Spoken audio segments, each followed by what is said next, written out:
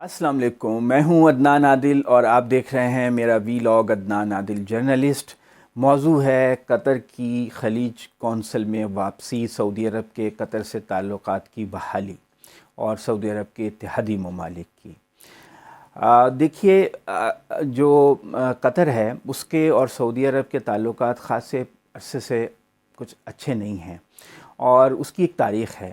پہلے تو یہ کہ جب سلطنت عثمانیہ کے پاس سارا عرب خطہ تھا، تو جب انہوں نے اس کو سلطنت عثمانیہ کو شکست ہوئی اور چھوٹے چھوٹے عرب ملک جو برطانیہ نے اور سامراجی ممالک نے بنائے، تو سعودی عرب کی خواہش تھی کہ قطر جو ہے اس کا حصہ ایک صوبہ بن جائے، اس کے صوبہ احسا کا حصہ بن جائے، لیکن برطانیہ نے ایسا ہونے نہیں دیا۔ تو قطر کی جو موجودہ باؤنڈریز ہیں، چھوٹا سا ملک ہے، وہ 1965 میں طے ہوئیں۔ اس کے بعد کئی مرتبہ ان کی آپس میں ٹینشن ہوتی رہی ہے۔ 90s میں 3 مرتبہ جو ہے وہ ان کے درمیان تعلقات خراب ہوئے، اور ایک دفعہ تو یہ الزام قطر کے امیر نے لگایا کہ ان کی حکومت کے خلاف جو بغاوت ہوئی تھی اس میں متحدہ عرب امارات، سعودی عرب اور بحرین، جو کہ بہت قریبی اتحادی ممالک ہیں، ان کا ہاتھ تھا۔ بہرحال جو موجودہ تعلقات میں بگاڑ ہوا وہ عرب بہار کے جو واقعات 2010 میں شروع ہوئے، جب تمام عرب ملکوں میں آمرانہ حکومتوں کے خلاف جمہوری تحریکیں شروع ہوئیں،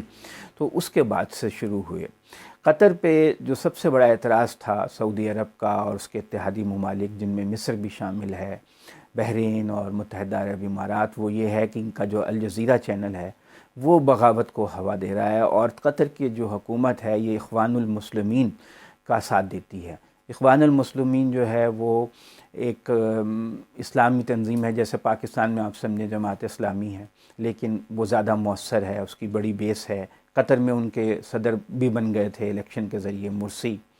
تو ایک تو یہ مسئلہ ہوا۔ دوسرے یہ کہ جب سے عرب ملک جو ہیں یہ ان کے پاس دولت اب زیادہ آ گئی ہے، حالات ان کے بہت اچھے ہو گئے ہیں،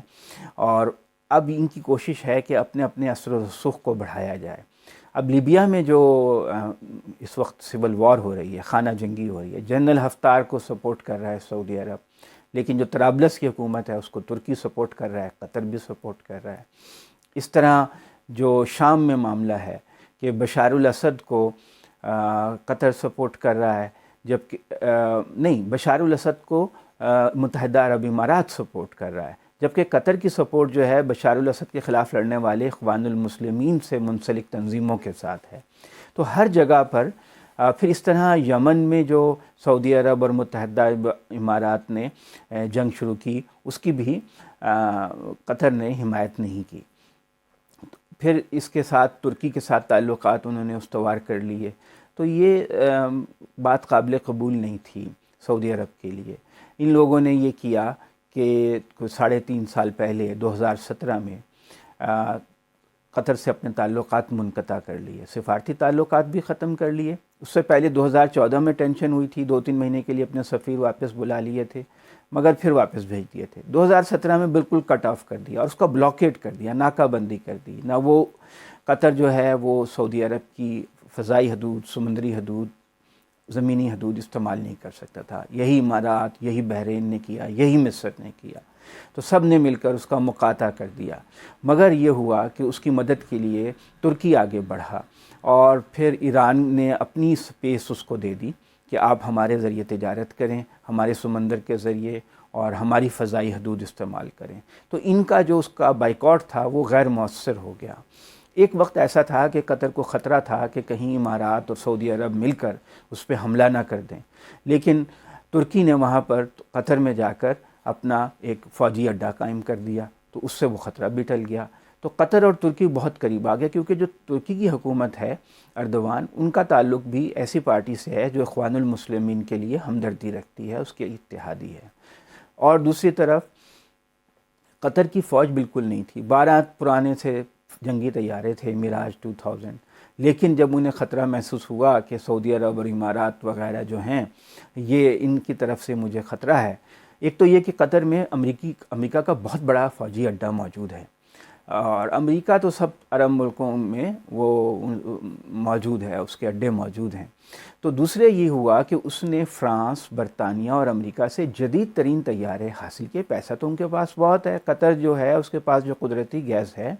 اس کے ذخائر دنیا کے دوسرے بڑے ذخائر ہیں روس کے بعد، یعنی روس میں سب سے زیادہ گیس ہوتی ہے یا قطر میں ہوتی ہے، تو بہت پیسہ تھا، تو اس سے انہوں نے اپنے فوری طور پر ان ملکوں سے جن کے میں نے نام لیے جنگی جدید طیارے، رافیل طیارے اور F-15 یہ سب خریدے، پھر جرمنی سے توپیں جدید خریدیں، خودکار ٹینک خریدے، خودکار توپیں خریدیں، اور پھر ترکی سے ڈرونز خریدے، اور روس سے anti defence missile system S-400 خریدنے کا معاہدہ کیا۔ تو اب جو ہے قطر وہ ایک بڑی فوجی طاقت ہے، اٹلی سے سب میرین بھی وہ حاصل کر چکا ہے۔ تو انہوں نے 13 شرائط رکھی تھیں۔ خلیجی تعاون کونسل ہے جو 1981 میں بنائی گئی تھی ایرانی انقلاب کے بعد، اس سے نپٹنے کے لیے، اس کے ممبران میں عمان بھی شامل ہے، کویت بھی شامل ہے، لیکن انہوں نے قطر کا بائیکاٹ نہیں کیا تھا۔ تو کویت کی کوشش تھی کہ کسی طرح تعلقات بہتر ہو جائیں اور خلیجی تعاون کونسل میں دوبارہ قطر کو لے آیا جائے اور سعودی عرب سے اس کی کشیدگی ختم ہو، تعلقات بحال ہوں۔ اب یہ ہوا کہ 5 جنوری کو خلیجی تعاون کونسل کا اجلاس جو ہے سعودی عرب نے اپنے شہر العلا جو مدینہ سے شمال میں واقع ہے وہاں بلایا، اور اس میں قطر کو بھی مدعو کر لیا، جو ایک غیر معمولی بات تھی۔ وہاں پہ محمد بن سلمان جو ولی عہد ہیں شہزادہ، انہوں نے ان کا امیر قطر حماد ثانی کا خود استقبال کیا، اور وہاں پر پھر العلا معاہدہ ہوا۔ وہاں پہ پھر جنرل سیسی بھی آئے ہوئے تھے جو کہ مصر کے سربراہ مملکت ہیں،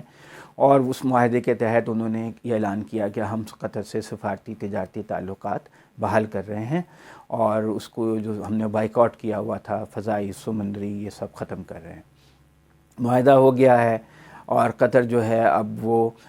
خلیجی تعاون کونسل میں واپس آ گیا ہے، لیکن یہ امارات کا رویہ زیادہ سخت ہے۔ امارات کے بیان سے پتہ چلتا ہے کہ وہ ابھی سفارتی تعلقات بحال نہیں کر رہا، لیکن اس نے سمندری بلاکیڈ جو ہے اور جو فضائی وغیرہ وہ ختم کر دیا ہے۔ تو قطر جو ہے اس کی ایک بڑی پرابلم ہے کہ آبادی بہت کم ہے، 28 لاکھ لوگ ہیں صرف اس کے، اور بہت امیر ملک ہے۔ بہرحال تعلقات تو بحال ہو گئے ہیں سعودی عرب سے، کیونکہ سعودی عرب کے بادشاہ نے یہ محسوس کیا کہ صدر ٹرمپ ان کے بہت اتحادی تھے، وہ تو ہار گئے، اب جو بائیڈن آ رہے ہیں وہ ان کے ساتھ اتنی ہمدردی نہیں رکھتے، وہ ان پہ زور ڈالیں گے کہ یمن کی جنگ بند کرو، لاکھوں لوگ وہاں پہ بھوک اور قحط سے مر رہے ہیں، اور وہ ان کی پالیسیز کی اس طرح حمایت نہیں کریں گے جس طرح صدر ٹرمپ کرتے تھے، اور ایران کے ساتھ بھی امریکہ کا رویہ بدلنے کا امکان ہے۔ تو وہ سمجھتے ہیں عرب ممالک کہ بڑا خطرہ تو اصل میں ایران سے ہے، تو ایران کے اثر کو محدود کرنے کے لیے قطر سے فوری طور پہ انہوں نے اپنے تعلقات بہتر بنا لیے ہیں، اور کسی حد تک ترکی سے بھی۔ تو تعلقات تو بحال ہو گئے ہیں، لیکن کوئی ان میں اتنی گرم جوشی شاید پیدا نہ ہو سکے، لیکن یہ کہ ایک پیش رفت ہوئی ہے، ایک اہم واقعہ مڈل ایسٹ میں ہوا ہے، مشرق وسطیٰ میں، کہ قطر جو کہ خلیجی تعاون کونسل سے باہر ہو گیا تھا، سعودی عرب سے تعلقات بہت خراب ہو گئے تھے، وہ بحال ہو گئے ہیں۔ اب دیکھیے کہ یہ مشرق وسطیٰ میں جو تبدیلیاں آ رہی ہیں، اور خاص طور سے امریکی صدر جب 20 جنوری کو حلف اٹھا لیں گے جو بائیڈن، اس سے اس پورے خطے پر اثرات پڑیں گے، اور اس کے اثرات جو ہیں وہ پاکستان پر بھی مرتب ہوں گے۔